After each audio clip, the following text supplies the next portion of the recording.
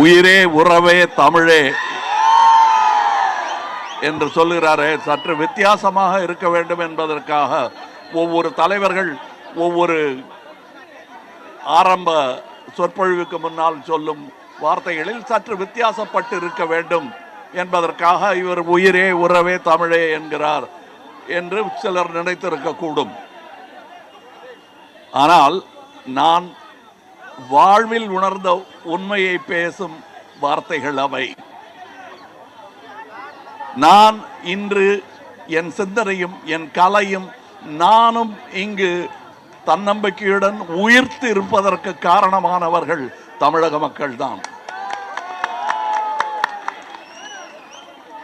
தமிழக மக்களுடன், மலையாளி மக்களுடன் ஆரம்பித்தது, தெலுங்கு மக்களும் அதில் சேர்ந்து, வட இந்தியர்களும் அதில் சேர்ந்தது என் பாக்கியம்.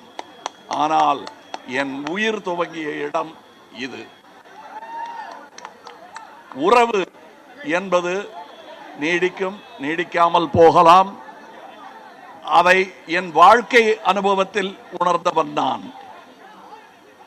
10 வருஷம் தாங்கும் சில உறவுகள். சில உறவுகள் 2 நாள்ல முறிஞ்சிடும். நண்பன் சொல்லிட்டு வரவன் எதிரி ஆயிடுவான்.